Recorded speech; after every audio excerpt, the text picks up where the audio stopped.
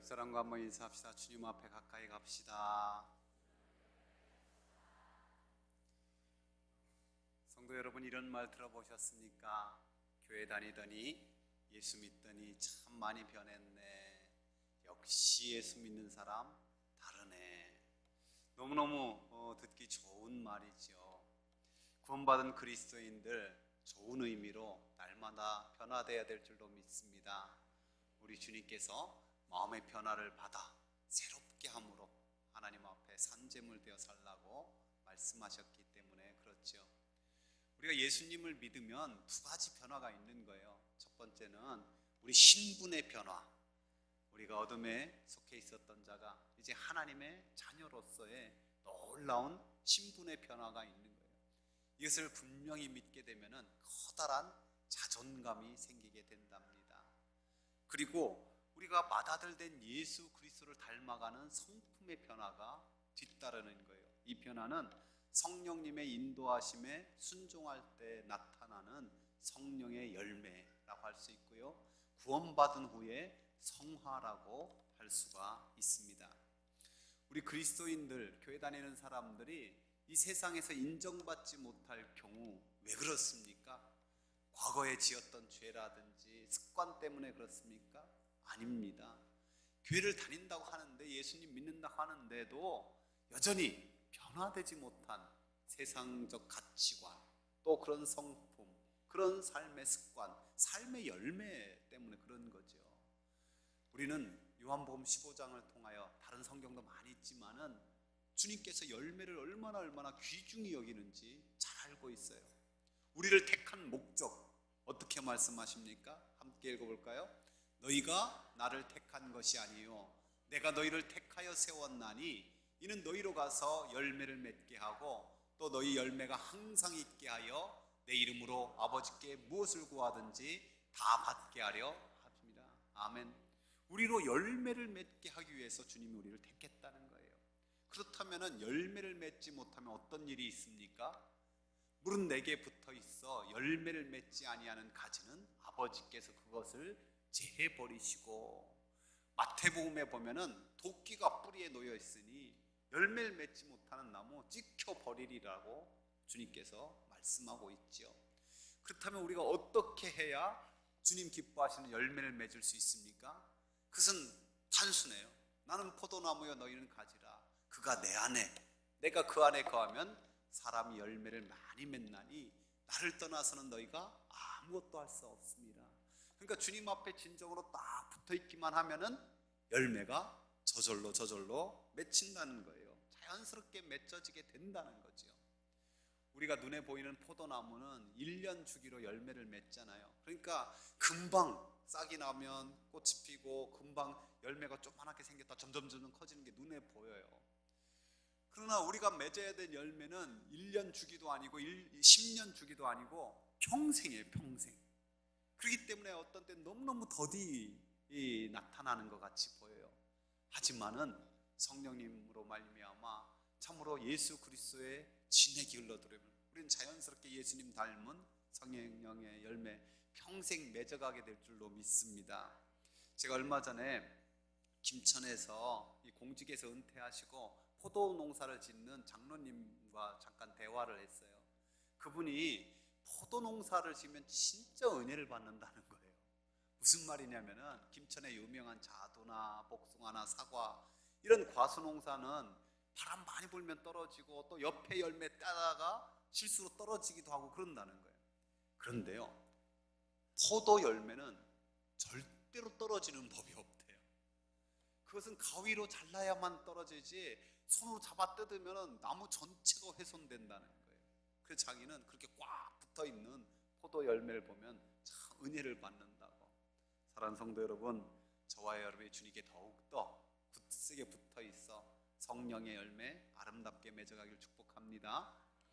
우리가 전통적으로 이 성령의 9가지 열매를 세 부류로 나누고 있어요. 하나님과 우리와의 관계 속에서 사랑과 희락과 화평, 이웃 사람과의 관계 속에서 오래 참음, 자비, 양선, 그리고 자기 자신과 스스로에게서 이 충성, 온유, 절제. 오늘은 여기서 하나님과 관계된 것을 함께 나누길 원해요. 사랑. 여러분, 많은 부분에서 사랑을 말하잖아요. 철학 뭐라고 말합니까? 사람은 사랑으로 태어나서 사랑으로 산다. 사랑이 없으면 사는 게 아니다 라는 거죠. 윤리는 이렇게 말합니다. 사랑은 사랑을 받고 사랑을 주어야 사람이다. 사람다우려면 사랑받고 줘야 된다는 거예요. 율법은 뭐라고 말합니까? 하나님을 사랑하고 사람을 사랑해야 복을 받는다. 그러면 복음은 뭐라고 말씀하시는지 아세요? 복음은 단순하게 이렇게 선포하는 거예요. 하나님이 당신을 사랑하십니다. 아멘. 이 귀한 말씀 들어도 아멘이 안 나와요? 다시 한번 하나님이 당신을 사랑하십니다. 우리 옆 사람에게도 한번 축복합시다. 하나님이 당신을 사랑하십니다. 그렇습니다. 우리 인생사에서도 아름다운 사랑도 찾아볼 수 있고요, 고귀하고 또 헌신적인 엄청난 희생에 있는 위대한 사랑도 찾아볼 수 있어요. 그러나 정말 하나님의 사랑을 깨닫게 되고 느끼게 되고 믿게 되면요, 그것은 정말 저 이글거리는 태양 앞에 촛불과 같은 그것이 인간의 사랑과 하나님의 사랑의 비교라고 할 수 있어요. 그 사랑 표현할 길 없지만은 우리는 하나님의 말씀에서 이렇게 선포함을 믿고 있습니다. 함께 읽어봅시다.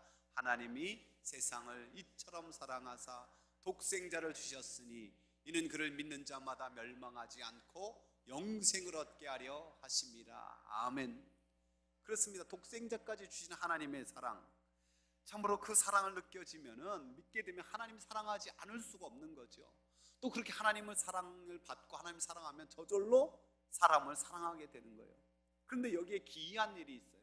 분명히 하나님이 날 사랑하는 것을 믿는데 사랑의 열매가 안 나타나는 거예요. 여러분, 어떻게 이럴 수가 있습니까? 여러분, 실질적으로 한번 고민해 보십시오. 여러분, 하나님 사랑 믿잖아요. 근데 그 열매가 삶 가운데서 아름답게 맺어지고 있습니까? 어떻게 해야 되는 걸까요? 사도 바울이 여기에 대답을 이렇게 내리고 있어요. 소망이 부끄럽게 아니하면 우리에게 주신 성령으로 말미암아 하나님의 사랑이 우리 마음에 부음받음이니 우리가 아직 연약할 때 기약대로 그리스도께서 경건치 않은 자를 위하여 죽으셨도다. 정말 우리의 속사람이 간절한 소망, 하나님을 사랑하고 사람 사랑해, 그 소망이 담기면요, 성령께서 그 하나님의 사랑을 마음에 부음받아야 그 하나님의 사랑의 열매가 맺어지게 된다는 거예요. 이 놀라운 사랑이 부어질 때 두려움이 쫓아지고요, 정말 나는 할 수 없지만 연약하지만은 이웃을 내 몸처럼 사랑할 수 있는 능력이 점점점 커지게 될 줄로 믿습니다. 왜? 성령님의 능력으로. 그렇기 때문에 우리가 간절히 정말 속사람의 소망과 함께 내 전부가 그걸 소망할 수 있어야 돼요. 독일의 정신분석학자이며 의사인 알프레드 아들러시가 현대인들이 많은 상처와 질병 가운데 사는 이유를 이렇게 말했어요. 그것은 충분한 사랑을 받지 못하기 때문이 아니라 충분히 사랑하지 않기 때문이다. 왜냐면 우리가 사랑받을 때 느끼는 행복, 기쁨도 크지만은 그보다 사랑할 때, 사랑을 줄 때 느끼는 행복과 기쁨이 훨씬 더 크기 때문이다 라고 말해요. 아주 통찰력 있는 정의죠. 믿지도 않고 이게 하나님을 믿는 그런 학문이 아닌데 말이에요. 일반 학문에서 우리가 베드로 참으로 낙심하고 절망했을 때 주님께서 그를 찾아갔잖아요. 도저히 면목이 없어서 다시는 주님의 제자로서 사역을 감당할 수 없다고 생각했을 때 주님께서 그를 찾아가서 교회를 맡기고 영혼을 맡기고 사역을 맡기는 거예요. 그러면서 한 가지 조건을 달죠. 그 조건이 뭐였습니까? 너 이제 변치 않는 믿음을 가져라. 너 이제 더욱더 충성스러운 그런 사람이 되어라. 헌신해라. 이런 거 아니었잖아요. 어떤 능력을 가지라. 이런 거 아니었잖아요. 오직 내가 나를 사랑하느냐. 사랑을 요구하셨어요. 왜? 사랑 없는 능력, 사랑 없는 믿음의 역사, 사랑 없는 어떤 은사의 사역, 사랑 없는 헌신, 아무것도 아니라고 성경은 분명히 말씀하시고 주님이 그렇게 생각하고 있기 때문에 그러는 거죠. 그래서 사도 베드로 이 놀라운 은혜를 깨닫고 마지막에 제자들에게 이렇게 편지하잖아요. 무엇보다도 뜨겁게 사랑할지니 사랑은 허다한 죄를 덮느니라. 사랑하는 성도 여러분, 저와 여러분에게 성령님으로 말미암아 하나님의 사랑이 충만하게 부어져서 이 무엇보다 뜨겁게 사랑할 수 있는 사랑의 열매가 맺어지기를 주님의 이름으로 축원합니다. 우리 성령님으로 말미암아 사랑의 열매 맺기를 원하세요. 또한 이 희락의 열매를 하나님께서는 주시기를 원하신답니다. 하나님께서 에덴 동산을 만드셨잖아요. 이 에덴 동산, 에덴이란 뜻이 기쁨의 동산이라는 거예요. 그러니까 하나님은 어떻게 하든지 피조물에게 가장 큰 기쁨을 주시기 원하시는 그런 하나님이세요. 성경을 보면 알 수 있잖아요. 믿음의 조상 아브라함, 하나님께서 이삭을 약속했어요. 오랫동안 기다렸죠. 하와를 통해서 그 이삭이 태어났을 때 이삭 이름 자체가 기쁨이잖아요. 그는 이렇게 하나님 앞에 고백했어요. 하나님께서 나로 웃게 하시니 듣는 자가 다 나와 함께 웃으리로다. 저는 이 말씀이 너무 좋아요. 하나님이 저와 여러분을 웃게 하실 것을 믿습니다. 그래서 한 번 더 축복합시다. 하나님이 당신으로 웃게 하십니다. 아멘. 하나님 마음에 합했던 다윗은 이렇게 신앙을 고백해요. 함께 읽어봅시다. 주께서 생명의 길을 내게 보이시리니 주의 앞에는 충만한 기쁨이 있고 주의 오른쪽에는 영원한 즐거움이 있나이다. 아멘. 느헤미야는 성일을 맞아 슬퍼하는 자기 죄 때문에 애통하는 자들만 성일이기 때문에 이렇게 선포하고 있습니까? 이날은 우리의 주의 성일이니 근심하지 말라. 여호와로 인하여 기뻐하는 것이 너희의 힘이니라. 제가 성경을 검색하니 기쁨에 관한 것이 수백 구절이 나오는 거예요. 그런데 우리의 진정한 기쁨, 정말 귀한 기쁨이 뭡니까? 바로 예수 그리스도의 복음 자체가 기쁨의 소식인 줄 믿습니다. 그래서 우리 죄를 위해서 하늘 보좌를 버리고 예수님이 내려오셨을 때 천사들이 한 말씀이 뭐였어요? 이런 말씀이었잖아요. 천사 이르되 무서워하지 말라. 보라, 내가 온 백성에게 미칠 큰 기쁨의 좋은 소식, 이게 복음이죠. 큰 기쁨의 좋은 소식 너에게 전하노라. 예수 그리스도께서 하늘 보좌 버리고 내려오신 것이 큰 기쁨의 좋은 소식인 줄 믿습니다. 나의 모든 죄와 허물을 대신 지시고 십자가 지신 것이 큰 기쁨의 좋은 소식인 줄 믿습니다. 사망 권세를 깨뜨리고 부활 승천하신 것이 큰 기쁨의 좋은 소식이고요. 또 언젠가 영광스럽게 다시 오셔서 그분이 나를 완전하게 만드시는 것, 이것이 큰 기쁨의 좋은 소식인 줄 또한 믿습니다. 그렇기 때문에 우리가 이 구원의 큰 기쁨을 늘 가지고 있어야 돼요. 주님께서 제자들에게 복음을 전파하게 했잖아요. 그들이 나가서 복음 전하다 엄청난 역사를 경험했어요. 병든 자가 낫고 귀신이 쫓아나는 거예요. 그로 인하여 기뻐할 때 주님께서는 오히려 이렇게 말씀하셨어요. 함께 읽어봅시다. 귀신들이 너희에게 항복하는 것으로 기뻐하지 말고 너희 이름이 하늘에 기록된 것으로 기뻐하라. 아멘. 그렇습니다. 우리의 기쁨은 이 세상 어떤 조건이나 환경에 있지 않고 정말 나의 이름이 구원받아 하나님 책에 기록되어 있다, 이것을 깨닫게 하고 이것을 믿게 하고 이 기쁨을 충만케 하시는 이가 누구예요? 성령 하나님. 성령 하나님. 은혜의 원어 카리스는요, 이 기쁨이라는 카라와 같아요. 즉 큰 은혜를 받았다라는 사람, 여러분 이런 게 아니라 항상 밝게 기뻐하는 사람이 큰 은혜 받은 사람인 줄 아시기 바랍니다. 그래서 사도 베드로는 이렇게 선포했거든요. 예수를 너희가 보지 못하였으나 사랑하는도다. 이제도 보지 못하거나 믿고 말할 수 없는 영광스러운 즐거움으로 기뻐하니 믿음의 결국 곧 영혼의 구원받음이라. 할렐루야. 제가 차를 타고 다니면서 종종 기독교 방송을 듣는데 대구 성시아 운동본부에서 정감미 운동을 벌리더라고요. 정감미가 뭐냐면 정직하고 감사하고 미소짓자라는 거예요. 미소짓자. 참 요즘에 우리나라가 일본보다 거짓말을 500배 많이 한다. 참 걱정스러워요. 근데 이런 세대 가운데 우리 그리스도인들 정말 정직하게 살아야 되죠. 또 감사하며 살아야 되고 미소짓. 어쩌면 이게 너무너무 당연한 건데 운동을 하는 건 뭐예요? 안 하니까. 이걸 잃어버리니까. 그러니까 너무너무 안타까운 일이에요. 여러분, 근데 우리가 웃으며 미소지며 어떻게 살 수 있는가? 제가 종종 말하지만은 내 안에 성령님이 탄식하고 계세요. 즉 우리 인생에 문제 없는 사람 없고 아픔 없는 사람 없고 다 있잖아요. 그거 가지고 그냥 씨름만 하고 있으면 태안식하는. 근데 성령님의 탄식은 뭐냐면 그걸 하나님께로 가서 우리가 기도할 바를 알지 못하지만 말할 수 없는 탄식으로 대신 함께 기도하게 하시는 거예요. 하나님 앞에서 울고 기도하면 사람 앞에서 울 일이 없어집니다. 사람 앞에서는 웃을 수 있는 줄 믿습니다. 근데 성령님과 함께 그 일을 못하는 거야. 그 일을. 여러분, 우리 주님께서 이렇게 말씀하셨잖아요. 지금까지 너희가 내 이름으로 아무것도 구하지 아니하였으나 구하라, 그리하면 받으리니 너희 기쁨이 충만하리라. 내 안에 탄식하는 성령님으로 말미암아 하나님 앞에 가까이 나아가 주님 주시는 기쁨으로 충만할 수 있기를 주의 이름으로 축복합니다. 성령님으로 말미암아 하나님의 사랑이 부어져서 사랑의 열매가 맺어지는 거예요. 성령님의 탄식하는 그 기도로 함께 하나님께 나가서 주님 주신 기쁨의 희락의 열매가 맺어지는 거예요. 또한 오늘 화평의 열매를 말씀합니다. 여러분, 구약성경에서 하나님의 마음이 가장 잘 담겨 있는 것이 민수기에서 나오는 제사장 축복의 말씀, 우리가 마지막에 부르는 찬송이에요. 여호와는 너에게 복을 주시고 너를 지키시길 원하며 여호와는 그 얼굴을 내게 비추사 은혜 베푸시길 원하며 여호와는 그 얼굴을 내게로 향하여 드사 평강 주시기를 원하노라. 예수님은 이 하나님의 마음을 소원을 담아 이 땅에 내려오셨는데 바로 평강의 왕으로 이 땅에 오셨어요. 그 주님께서 얼마나 우리에게 평강 주시길 원하십니까? 마지막에도 계속 평안하라 평안하라, 부활하셔서도 평안하라 말씀하시잖아요. 그래서 사도 바울은 많은 서신에서 이렇게 인사를 하고 있어요. 함께 읽어봅시다. 평강의 주께서 친히 때마다 일마다 너희에게 평강을 주시고 주께서 너희 모든 사람과 함께 하시기를 원하노라. 아멘.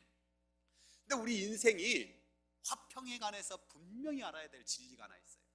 그건 뭐냐면은 하나님의 의와 관련되지 않고는 인생에 화평이 없다는 거예요. 하나님의 의와 화평은 아주 긴밀하게 연결되어 있다는 사실이에요. 즉 이사야 선지자가 한마디로 이렇게 선포했잖아요. 악인에게는 평강이 없다. 여러분, 종종 양심 있는 사람들은 그래요. 어떤 죄를 범해가지고 막 도망다니다 잡히면은 오히려 잘 됐다, 이제 더 편안하다, 그렇게 말하는 거예요. 왜? 쫓겨다니는 죄인은 평강이 없으니까.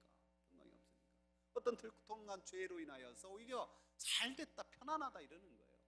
여러분, 인생의 앞에서 얼마든지 감출 수 있을지 모르지만은 하나님 앞에서는 감출 수 있는 죄가 없기 때문에 진정한 의미에서 악인에게는 평강이 없는 거예요. 평강이 없는 죄인들 위해서 예수 그리스도께서 오신 줄 믿습니다. 그분이 십자가 지셨어요. 그래서 사도 바울은 그 십자가를 이렇게 선포하고 있어요. 십자가로 이 둘을 한 몸으로 하나님과 화목하게 하려 하십니다. 원수된 것을 십자가로 소멸하시고 또 오셔서 먼데 있는 너희에게 평안을 전하시고, 죄로 말미암아 영원히 멸망할 수밖에 없는 죄인은 이 십자가의 예수 그리스도의 보혈로 말미암아 하나님과 화목하게 되기 전까지는, 화평을 이루기 전까지는 참된 평안을, 참된 안식을 맛볼 수가 없는 거예요. 예수 그리스도로의 십자가로 말미암아 우리는 화평케 된 하나님의 자녀인 줄 믿습니다. 근데 중요한 건 이거예요. 나만 믿으면 끝나는 게 아니라는 거야. 다른 사람도 좀 너는 하나님의 자녀다라고 인정받을 수 있길 바랍니다. 그 인정이 어디서 나오느냐? 함께 있으면 편한 사람 되는 거예요. 함께 하고 싶은 사람 되는 거예요. 왜? 평화를 만드는 피스메이커이니까. 근데 함께 있으면 막 불편한 사람 되는 거야. 트러블 메이커가 되는 사람. 이게 어려운 거예요. 우리 주님이 이렇게 말씀하셨잖아요. 화평하게 하는 자는 복이 있나니 그들이 하나님의 아들이라 일컬음을 받을 것이며, 저와 여러분이 화평을 만들어 하나님의 아들이라 일컬음을 받기를 바랍니다. 여러분, 다시 한번 저는 이 진리를 분명하게 하기 원해요. 수백 번 수천 번 강조해도 지나치잖아요. 성령님은 두 가지를 하시는 분이에요. 첫 번째, 우리로 예수님 믿어 하나님 자녀 되게 하시는 분입니다. 둘째, 우리로 예수님을 닮게 하는 분이에요. 이 두 번째 것을 한국교회는 너무너무 작게 얘기하고 있어요.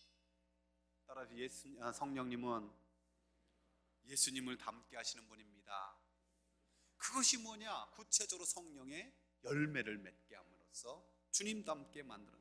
그러니까 여러분, 예수님 잘 믿는 사람 샬라샬라 기도 잘하고 그냥 능력을 나타내고 뭐하고 그런 것도 귀중해요. 큰 일을 행하고 중요해요. 하지만은 더 잠잠하게 삶 속에서 성령의 열매를 주렁주렁 맺어 그리스도의 향기 내는 사람, 주님 닮은 모습 닮는 것, 이것이 더 예수님 잘 믿는 것을 우리 잊지 맙시다. 우리가 잘 아는 웨스트민스터 대성당에 있는 성경의 주교의 묘비에 이런 글이 실려 있다고 하지요. 함께 읽어봅시다. 나는 세상을 변화시키겠다는 꿈을 가졌었다. 그러나 좀 더 나이 들고 지혜를 얻었을 때 나는 세상이 변하지 않으리라는 것을 알았다. 그래서 내 시야를 약간 좁혀 내가 살고 있는 나라를 변화시켜야겠다고 결심했다. 그러나 그건 역시 불가능한 일이라는 것을 알았다. 나는 마지막 시도로 나와 가장 가까운 내 가정을 변화시키겠다고 결심했다. 그러나 아무도 달라지지 않았다. 이제 죽음을 맞기 위해 자리에 누워 나는 문득 깨닫는다. 만약 내가 나 자신을 먼저 변화시켰더라면 그것을 보고 가족이 변화되었을 것을, 또한 그것에 용기를 내어 내 나라가 더 좋은 곳으로 바뀌었을 수도 있었을 것을, 그리고 누가 아는가 세상까지도 변화되었을는지. 우리 교회 비전이 뭐죠?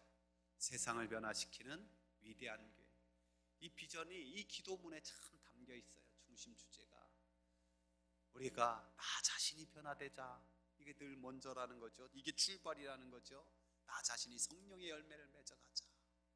사랑하는 성도 여러분, 저 여러분 속에 내주하시는 성령님으로 말미암아 성령의 열매를 맺어 주님 닮고 주님 향기 나타낼 수 있기를 주의 이름으로 축원합니다.